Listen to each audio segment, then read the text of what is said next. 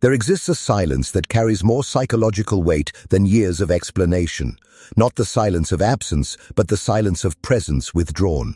When an empath discovers this silence, when something deep within the psyche finally says enough, a shift occurs that reverberates through the entire structure of the narcissistic relationship. This is not about punishment. This is not about control. This is about something far more profound happening beneath the surface of conscious awareness. You feel it, do you not? The guilt that rises when you stop responding, the fear that perhaps you are becoming cruel, cold, inhuman, the voice that whispers you should explain one more time, try one more approach, give one more chance. But something deeper has already decided. Something in the unconscious has already begun the work of separation. And the narcissist, who has operated for so long on your emotional availability, your endless capacity to engage, your willingness to be moved, suddenly finds themselves facing a void they cannot comprehend. According to my research into the dynamics between empathic and narcissistic personality structures, what most call going silent is actually the psyche's compensatory movement toward wholeness. The unconscious, in its wisdom, recognizes what the conscious mind has struggled to accept. That continuation of engagement serves only fragmentation, not growth. Through years of studying these relational patterns, one truth became clear. The empath's silence represents not cruelty, but the self's protective mechanism finally activating after prolonged violation of psychological boundaries. The narcissist interprets this silence as abandonment, as betrayal, as the ultimate act of aggression. But what is actually occurring operates on an entirely different level. The empath has ceased providing the very substance upon which the narcissistic structure depends, not love. The narcissist was never truly seeking love, not understanding. Understanding was merely a tool for deeper manipulation. What the narcissist loses when an empath goes silent is something far more fundamental to their psychological survival. Here is what I discovered through decades of analytical work. The narcissist requires what I termed psychological supply, the continuous flow of emotional energy, attention, reaction, and engagement from another. Without this supply, the carefully constructed false self begins to destabilize. The empath, with their profound capacity for feeling and their tendency toward over-responsibility, provides supply of unusual quality and consistency. Your depth becomes their resource. Your sensitivity becomes their tool. Your silence, then, becomes their crisis. But here is where it becomes disturbing. The narcissist does not experience your silence as you experience it. You feel guilt, concern, perhaps even shame for withdrawing. They experience something closer to panic, the existential terror of a constructed self beginning to collapse without the external validation that holds it together. This is why the response to your silence is so often explosive, desperate, chaotic. You are not simply leaving a relationship, you are removing the foundation of their reality. What I'm about to reveal unfolds in 7 distinct signs, 7 psychological shifts that occur when an empath's silence disrupts the narcissistic structure. These are not theories, these are patterns that emerged again and again in my clinical work, in my study of human relationships, in the depth analysis of what occurs when a profound boundary finally forms where none existed before. The first sign reveals itself in the narcissist's frantic attempts to provoke response, any response. Where once they could predict your reactions, manipulate your emotions, draw you into endless cycles of explanation and defense, now they encounter only silence. And this silence terrifies them in ways that anger never could. The psyche, according to depth psychology, abhors a vacuum. The narcissist begins to fill your silence with increasingly desperate attempts at engagement. They may suddenly become kind, offering the very understanding you begged for during years of conflict. They may become cruel, attacking you with accusations designed to wound deeply enough that you break silence to defend yourself. They may oscillate between extremes, love and rage, apology and blame, searching desperately for the emotional frequency that will penetrate your boundary. What they do not understand is that your silence is not strategy, it is evolution. Something in you has fundamentally shifted, and no manipulation can reverse what the unconscious has set in motion. Through years of studying the unconscious, this pattern emerged repeatedly. The empath's silence acts as a mirror that the narcissist cannot tolerate. In your engagement, they saw themselves as they wished to be seen, powerful, important, central. In your silence, they encounter only their own emptiness reflected back. This is unbearable. So they escalate. They pursue. They create drama where none exists, crises that demand your attention, emergencies that use to reliably draw you back into the dynamic. But if you hold the silence, if you trust what the deeper self is doing, something remarkable occurs. The narcissist begins to exhaust themselves against a boundary that does not argue, does not defend, does not engage. Your silence becomes the most sophisticated form of non-cooperation. Not hostile, not aggressive, simply absent. The second pattern emerges as the narcissist's carefully constructed persona begins to fracture without your validating presence to maintain it. What became clear through decades of observation is that the narcissistic false self requires constant external reinforcement. It is not a stable structure. It is a performance that demands an audience, and you, with your empathic capacity to see potential, to believe in transformation, to hold hope, have been the ideal audience. Your silence withdraws the stage. Suddenly, the performance has nowhere to land. The charm that once moved you registers now as manipulation. The vulnerability that once touched you reveals itself as tactical. The rage that once made you responsible now stands naked as the child's tantrum it has always been. Without your empathic response to give these performances meaning, they become hollow, transparent, desperate. The psyche operates in ways that demand authenticity for true stability. The narcissist has built everything on the opposite principle: image over essence, appearance over reality, reaction over genuine feeling. Your presence sustained this inversion. Your silence exposes it. And the narcissist, sensing this exposure, often begins to unravel in ways visible even to others who once believed their carefully crafted exterior. This is not your responsibility to manage. This is not your problem to solve. The individuation process, as I came to understand, requires that each person face their own psychological material. Your silence is not causing their collapse. It is simply no longer preventing it. There is a vast difference, though guilt may struggle to recognize it. The third stage reveals itself through intensified projection. The narcissist begins to accuse you of the very coldness, the very cruelty, the very lack of feeling that characterizes their own psychological structure. You who have given years of emotional labor, who have extended understanding beyond all reasonable limits, who have absorbed abuse while still seeking connection, you are now labeled heartless, uncaring, deliberately hurtful. Depth psychology reveals that what we cannot acknowledge in ourselves we project onto others. The narcissist's entire defensive structure is built on projection. But your silence strips away the usual targets for this projection. You are not arguing, so they cannot project hostility. You are not explaining, so they cannot project manipulation. You are not pursuing, so they cannot project neediness. What remains is the stark reality of their own inner void, and the sin. This reality is so intolerable that the projection becomes more extreme, more desperate, more divorced from any observable truth. They may tell others you abandon them without cause, that you are cruel beyond measure, that you are the true narcissist in the dynamic. To outside observers unfamiliar with the pattern, this may seem plausible. The narcissist is often more socially skilled, more capable of garnering sympathy, more practiced at constructing convincing narratives. But those who truly know you, those who have witnessed your years of effort, will recognize the projection for what it is. And here is what matters most. Your silence means you are no longer participating in the projection game.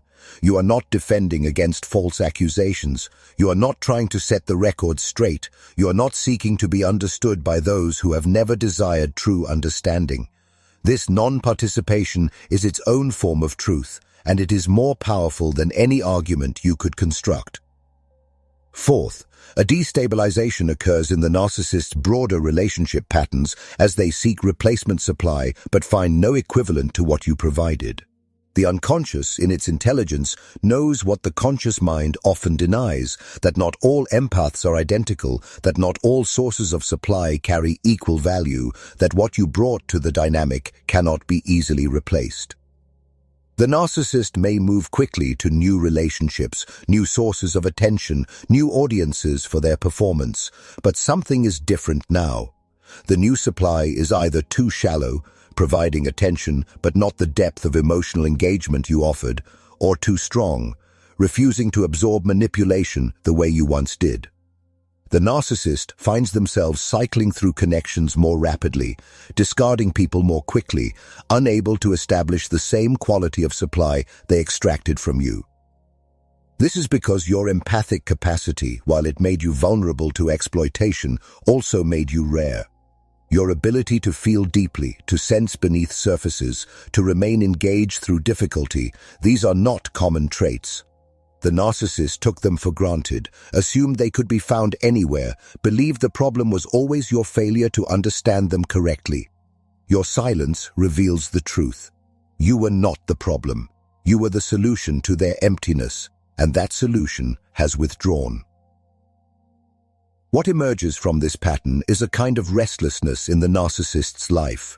New relationships begin and end. Old patterns reassert themselves more quickly. The mask slips more often. They may even reach back toward you, not with genuine transformation, but with a more sophisticated version of the same manipulation designed to draw you back into the role you have abandoned. But if the silence holds, if the boundary remains, this reaching back eventually exhausts itself against the reality that you have fundamentally changed. The fifth sign manifests when manipulation tactics that once moved you now strike only empty air, the you. Unconscious recognizes patterns before the conscious mind articulates them. Through your years of engagement with narcissistic manipulation, your psyche has been learning, cataloging, understanding the mechanics of emotional exploitation, even while your conscious self remained caught in hope and effort. Your silence represents this unconscious knowledge finally breaking through to action. The guilt trips that once sent you into spirals of self-doubt now land on stone. The love bombing that used to resurrect hope now registers as the predictable cycle it has always been. The threats, whether subtle or overt, no longer carry the weight they once did because something in you has decided that even the worst consequences of leaving are preferable to the continued fragmentation of staying. From the perspective of individuation, this is the moment when the self begins to reclaim energy that has been directed outward toward an impossible task, the task of filling another's void, of healing another's wound, of providing another's missing center. The psyche has only so much energy. When it is drained continuously into a narcissistic dynamic, there is nothing left for the genuine work of becoming whole. Your silence is the psyche redirecting its resources. The narcissist experiences this as loss of control, as the failure of tactics that have always worked before, as a bewildering shift in a dynamic they thought they fully commanded. But you are experiencing something different. The strange peace that comes when you stop fighting battles that cannot be won, when you stop explaining yourself to those who do not wish to understand, when you stop performing emotional labor that serves only another's defense against growth. The archetypal forces at work here are ancient, the withdrawal of energy from what drains toward what nourishes, the movement from fragmentation toward wholeness, the refusal to continue sacrificing self for the comfort of another's illusion. Your silence is not personal failure, it is psychological necessity. Beyond this lies the sixth sign, reality confrontation. The narcissist begins to encounter the void your presence once filled, and this void is not comfortable or neutral. It is a screaming absence, a gap in their psychological structure that nothing else can fill in quite the same way. You were not just supply. You were the specific supply that allowed them to avoid their deepest fears about themselves. What the collective unconscious shows us is that we are drawn to relationships that mirror our unresolved psychological material. The narcissist was drawn to your empathic depth not by accident, but by unconscious design. Your capacity to feel provided the very thing they have spent a lifetime defending against. Your willingness to stay, to try, to believe in potential allowed them to avoid the existential crisis of their own emptiness. Your silence removes this defense, and what emerges in the space you once occupied is the reality they have been fleeing. Perhaps it is grief they have never processed. Perhaps it is shame so deep it threatened to annihilate the developing self in childhood. Perhaps it is the simple, terrible truth that they are not the grandiose figure they have constructed, but a wounded human who chose protection over growth, image over authenticity, control over connection. I recall a person who came to me after years of relationship with someone of narcissistic structure. She had finally found the strength to withdraw completely, to maintain what she called sacred silence. What troubled her most was not the narcissist's rage or manipulation in response to her boundary. She had expected this. What troubled her was the moment she glimpsed, through all his defenses, the void underneath, the complete absence of stable self beneath the performance. It terrified her because her empathic nature wanted to return, to fill that void, to rescue him from what she now saw clearly. But individuation requires that we allow others to face their own psychological material, even when that material is painful to witness. Her silence was not cruelty toward him, it was compassion toward herself. And perhaps, though he could never acknowledge it, her withdrawal was the only genuine gift she could offer. The gift of consequence, the gift of reality, the gift of a boundary that said clearly what years of words could not. You cannot use me to avoid yourself any longer. The seventh and final sign appears in the empath's own transformation. The guilt that once accompanied silence begins to dissolve into clarity. What seemed like cruelty reveals itself as self-preservation. What felt like abandonment becomes recognizable as the only sane response to an impossible dynamic. The silence that started as frightening. Am I becoming like them? Am I losing my capacity for compassion? Am I turning cold? Transforms into sanctuary. This is the crucial shift. Your silence is not the opposite of your empathic nature. It is the maturation of it. The psyche, when allowed to develop naturally, moves toward differentiation. You learn where you end and another begins. You learn that feeling another's pain does not obligate you to solve it. You learn that understanding why someone behaves destructively does not require you to absorb the destruction. What presents itself as breakdown in the outer life is often the psyche's desperate attempt to break through to a more authentic mode of existence. Your silence, the choice that may have felt like failure, like giving up, like becoming less than who you are, is actually the self's wisdom asserting itself. You are not abandoning your capacity for depth. You are refusing to let that capacity be weaponized against you. The transformation that occurs in this space of silence is profound. You begin to notice the energy that returns to you, the thoughts that are yours alone rather than reactions to someone else's chaos, the peace that exists when you are not constantly managing another's emotional state. You begin to remember who you were before this dynamic consumed you, or perhaps you discover who you are becoming now that the dynamic no longer defines you. This is not easy. The guilt reflex is strong in empaths. You have been conditioned, perhaps from childhood. Yes, to believe that your value lies in your availability to others, your capacity to absorb and transmute their pain. The unconscious material in this conditioning runs deep. But silence creates space for new understanding to emerge. Your worth is not measured by your usefulness to those who would exploit your gifts. Your compassion is not proven by your willingness to be destroyed by those who cannot receive it.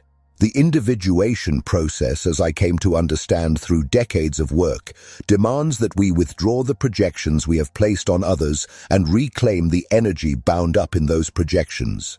You have projected onto the narcissist the potential for change, for growth, for the meeting of depth with depth. This projection was sincere.